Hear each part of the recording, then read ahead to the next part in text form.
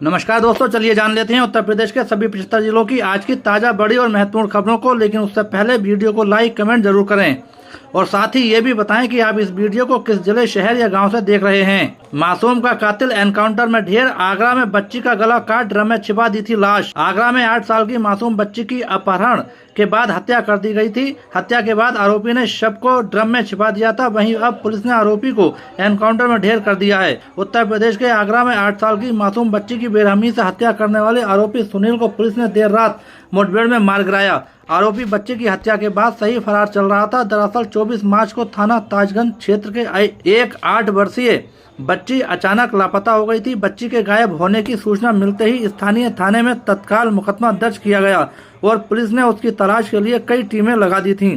लेकिन अगले ही दिन जो खुलासा हुआ उसने पूरे आगरा को झकझोर कर रख दिया। मोदी के भाषण में इटावा का आया नाम। विधानसभा चुनाव से पहले राजनीतिक पार्टियों के बड़े नेताओं के हर भाषण व गतिविधियों को राजनीतिक दृष्टि से देखा जा रहा है। जेवर एयरपोर्ट पर प्रधानमंत्री मोदी के भाषण में इटावा का नाम लिए जाने पर जहां भाजपा के कार्यकर्ता उत्साहित हो गए, तो वहीं विपक्षी पार्टियों के नेताओं ने इसे आगामी चुनाव से जोड़ते हुए देखा। जेवर में नोएडा इंटरनेशनल एयरपोर्ट के पहले चरण के उद्घाटन के दौरान प्रधानमंत्री ने जेवर एयरपोर्ट से लाभ मिलने वाले पड़ोसी जिलों का नाम लिया था। इसमें उन्होंने इटावा के लोगों को भी सुविधा और सहूलियत मिलने की बात कही।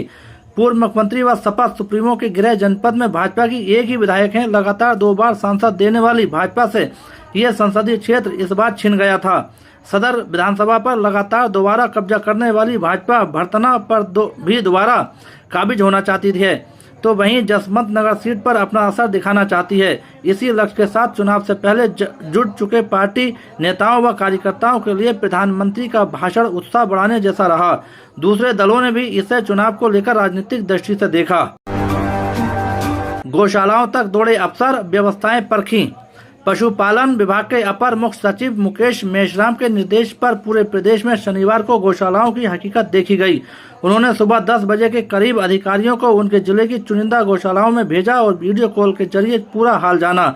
अलीगढ़ की 5 गौशालाओं में पहुंचे अधिकारियों ने बताया कि इनमें कुल मिलाकर लगभग 2000 गोवंश मौजूद हैं। सभी के लिए भूसा, चारा, पानी, टीन शेड और छाया की पर्याप्त व्यवस्था है। गौर हो कि जिले में लगभग 32,000 निराश्रित गोवंश को 129 छोटी बड़ी गौशालाओं में रखा गया है। मुख्य पशु चिकित्सा अधिकारी डॉक्टर दिवाकर त्रिपाठी और उप मुख्य पशु चिकित्सा अधिकारी डॉक्टर राठी गवाना तहसील के गाँव ओगार राजू स्थित गौशाला में रहे।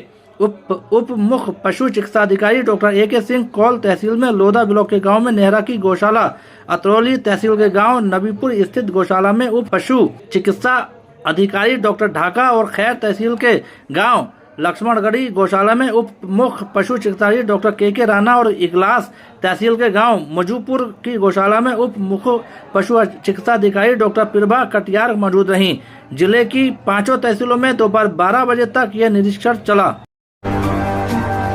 स्मार्ट मीटर बने समस्या। बिना मैसेज रोजाना 7,000 उपभोक्ताओं की हो रही बत्ती गुल। स्मार्ट मीटर जिले में 80,000 उपभोक्ताओं के लिए समस्या बन रहे हैं। बिल जमा होने के बावजूद रोजाना जिले में बिना किसी पूर्व सूचना और मैसेज के 7,000 उपभोक्ताओं की बत्ती गुल हो रही है। उपभोक्ताओं को आपूर्ति चालू कराने और बिल में संशोधन के लिए अधिकारियों के कई चक्कर लगाने पड़ रहे हैं।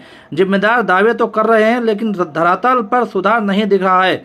जिले में करीब 3,65,000 बिजली उपभोक्ता हैं। इनमें शहर के 80,000 उपभोक्ता के घरों व प्रतिष्ठानों पर स्मार्ट मीटर लगाए जा चुके हैं। इनमें शहरी क्षेत्र के 20 और देहात के 60,000 उपभोक्ता शामिल हैं। स्मार्ट मीटर वाले उपभोक्ताओं का बिजली बिल बकाया होने पर कनेक्शन लखनऊ से काटा जा रहा है।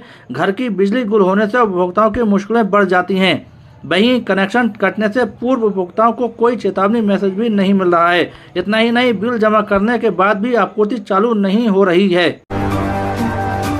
डींगरपुर के प्रधान ने कराया था तत्कालीन डीआईजी पर हमला।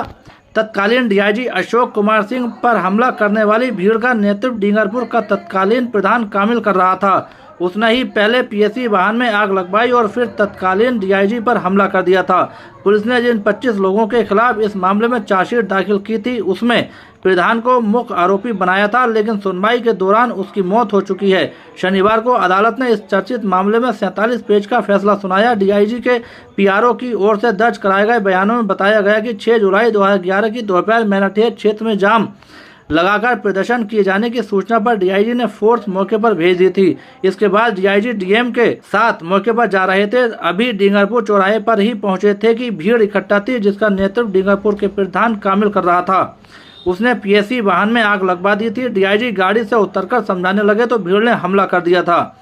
वह अपनी जान बचाने को पेट्रोल पंप की ओर भागे तो भीड़ उनका पीछा करते हुए पेट्रोल पंप तक पहुंच गई थी। डीआईजी ने अपनी और पीआरओ की जान बचाने के लिए अपनी सर्विस पिस्टल से फायरिंग की, लेकिन भीड़ ने ईंट पत्थर मारकर उनकी पिस्टल हाथ से गिरा दी थी। इसके बाद पीआरओ ने पिस्टल उठाई और फायर किए थे। काफी देर तक हमला किया जाता रहा। आस पड़ोस के जिलों से फोर्स आ गई और कामिल समेत 25 लोग मौके से दबोच लिए थे, जबकि 8 आरोपी भाग गए थे। गैस संकट, वेबसाइट हैंग, उपभोक्ताओं ने किया हल्ला। मुरादाबाद शहर में बुध बाजार स्थित गैस एजेंसी पर शनिवार को गैस सिलेंडर लेने वालों की भीड़ जुट गई। हो हल्ला के दौरान शिकायत मिलने पर आपूर्ति अधिकारी ने मौके पर पहुंचकर पूछताछ की। जांच से पता चला कि दोपहर 1 बजे के बाद गैस सिलेंडर बुक करने वाली वेबसाइट ही हैंग हो गई। इसी कारण उपभोक्ताओं की बुकिंग के अलावा ई-केवाईसी का कार्य अटक गया है। बुध बाजार स्थित गैस एजेंसी से करीब 30,000 उपभोक्ता जुड़े हैं। शनिवार को काफी संख्या में लोग गैस सिलेंडर लेने के लिए एजेंसी पर पहुंच गए। दोपहर 2 बजे के बाद वेबसाइट हैंग होने के कारण बुकिंग नहीं हो पा रही थी। इसी कारण उपभोक्ताओं ने हो हल्ला करना शुरू किया। घंटों बाद गैस सिलेंडर नहीं मिलने पर कुछ उपभोक्ताओं ने आपूर्ति विभाग के अधिकारियों से शिकायत की। जानकारी मिलने पर जांच करने के लिए जिला आपूर्ति अधिकारी मौके पर पहुंच गए। पूछने पर पता चला कि एजेंसी के जुड़े 8,000 लोगों ने ई-केवाईसी नहीं कराया है। ई-केवाईसी होने पर ही एजेंसी ऐसे उपभोक्ताओं को गैस सिलेंडर उपलब्ध कराएगी। आपूर्ति अधिकारी ने गैस एजेंसी संचालक एवं कर्मचारियों को उपभोक्ताओं की शिकायतों का समाधान करने के निर्देश दिए। बताया कि यहाँ गैस सिलेंडर की कमी नहीं है। वेबसाइट हैंग होने की समस्या शुक्रवार को अगबानपुर स्थित गैस एजेंसी पर भी आई थी। एजेंसी के कर्मचारियों का कहना है कि शाम 4 बजे के बाद वेबसाइट समान हो जा रही है। इसके बाद उपभोक्ताओं को बुकिंग करना चाहिए। दोपहर में वेबसाइट हैंग हो रही है। 2,79,308 लाभार्थी हैं। इनमें 80% लोगों ने ई-केवाईसी कराया है, लेकिन 20% अर्थात करीब 2 लाख लोगों ने लापरवाही के चलते ई-केवाईसी नहीं कराया था। ऐसे उपभोक्ताओं गैस सिलेंडर लेने के लिए परेशान हैं। विभाग की तरफ से गैस लेने के लिए ई-केवाईसी अनिवार्य किया गया है। इधर जिले के अधिकारियों का दावा है कि एजेंसियों के पास गैस सिलेंडर पर्याप्त संख्या में मौजूद है। नियमानुसार बुकिंग करने पर गैस सिलेंडर मिलेगा। हवाई अड्डे के लोकार्पण के साथ ही यूपी की सियासत को लगे पंख। विधानसभा चुनाव प्रचार का आगाज। इस लोकार्पण समारोह में प्रधानमंत्री नरेंद्र मोदी व मुख्यमंत्री योगी आदित्यनाथ ने विपक्षी दलों कांग्रेस व समाजवादी पार्टी पर जमकर निशाना साधा और विकास का बोटलनेक बताया। उत्तर प्रदेश विधानसभा चुनाव में अब तकरीबन 1 साल का समय है, लेकिन भारतीय जनता पार्टी ने नोएडा एयरपोर्ट के लोकार्पण से विधानसभा चुनाव की उड़ान का आगाज कर दिया है। भाजपा इस बार के विधानसभा चुनाव में कानून व्यवस्था के अलावा विकास को हथियार बनाने की तैयारी में है। इसी को लेकर भारतीय जनता पार्टी ने तैयारी शुरू कर दी और नोएडा एयरपोर्ट को सेंटर पॉइंट बनाकर चुनावी फायदा लेने की योजना बनाई। शनिवार को नोएडा इंटरनेशनल एयरपोर्ट के उद्घाटन के दौरान पीएम व सीएम ने सपा और कांग्रेस पर निशाना साधते हुए दोनों को विकास विरोधी बताया। 2017 में जब भाजपा की सरकार उत्तर प्रदेश में बनी थी, तब मोदी की प्रचंड लहर थी। इसके बाद चुनाव परिणाम आने पर भाजपा नेतृत्व ने योगी आदित्यनाथ को प्रदेश की कमान सौंपी थी। पहले 5 साल में योगी सरकार ने कानून व्यवस्था को लेकर कई काम किए और इसका फायदा वर्ष 2022 के विधानसभा चुनाव में मिला। राज्य के पिछले विधानसभा चुनाव में भाजपा ने कानून व्यवस्था, महिला सुरक्षा की बेहतरी को मुद्दा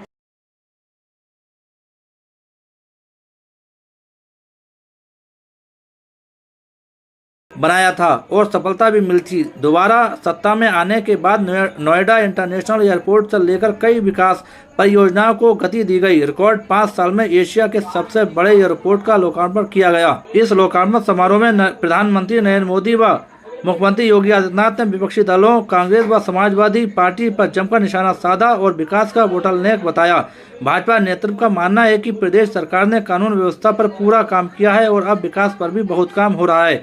अगले साल विकास के थीम को विधानसभा चुनाव में आगे रखा जाएगा। पश्चिमी यूपी पर भाजपा का फोकस। भारतीय जनता पार्टी के लिए पश्चिमी उत्तर प्रदेश हमेशा से फायदेमंद रहा है। हाल के कई चुनावों में पश्चिमी यूपी में भाजपा को लोकसभा व विधानसभा में अधिकतर सीटें मिली हैं। हालांकि 2024 के लोकसभा चुनाव में यहां कई सीटों का नुकसान भी हुआ।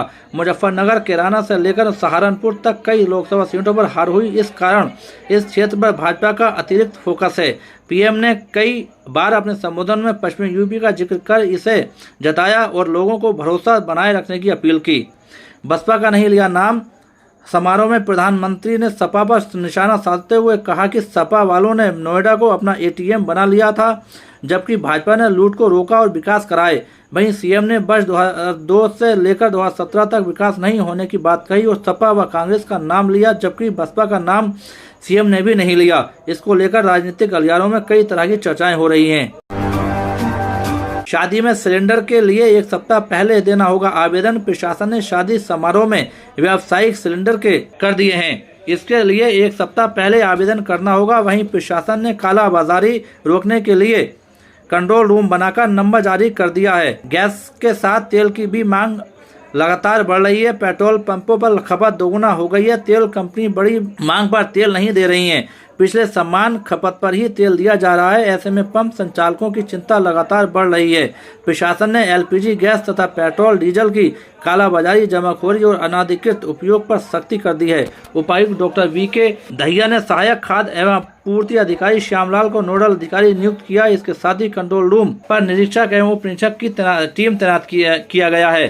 किसी भी शिकायत पर सूचना पर तुरंत कार्रवाई की जाएगी। जिले में आवश्यक वस्तुओं की कृत्रिम कमी पैदा करने वालों को भी किसी भी सूरत में बख्शा नहीं जाएगा। उन्होंने नागरिकों से अपील की कि यदि कहीं भी गैस या पेट्रोल डीजल की कालाबाजारी या जमाखोरी की सूचना मिले तो तुरंत कंट्रोल रूम पर सूचित करें। डीएफएससी दिव्या ने बताया कि संबंधित आयोजकों को कम से कम एक सप्ताह पहले आवेदन देना अनिवार्य होगा, ताकि समय पर गैस सप्लाई उपलब्ध कराई जा सके और किसी प्रकार की असुविधा न हो। 2 वाहनों की टक्कर में कैंटर चालक की मौत। कुंडली मानेसर पलवल एक्सप्रेस वे पर 2 वाहनों की टक्कर में कैंटर चालक की मौत हो गई। पुलिस ने अज्ञात वाहन चालक के खिलाफ एफआईआर दर्ज कर ली है। मृतक की पहचान 35 वर्षीय बॉबी के रूप में हुई है, जो उत्तर प्रदेश के अलीगढ़ का रहने वाले थे। पुलिस के अनुसार शुक्रवार को वह गाड़ी लेकर केएमपी से गुजर रहे थे।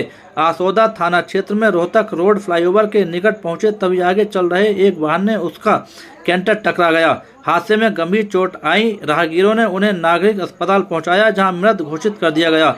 सूचना पाकर आसोदा थाने से पुलिस मौके पर पहुंची और जांच शुरू की। आसोदा थाना पुलिस ने अज्ञात वाहन चालक के खिलाफ केस दर्ज कर छानबीन शुरू कर दी है।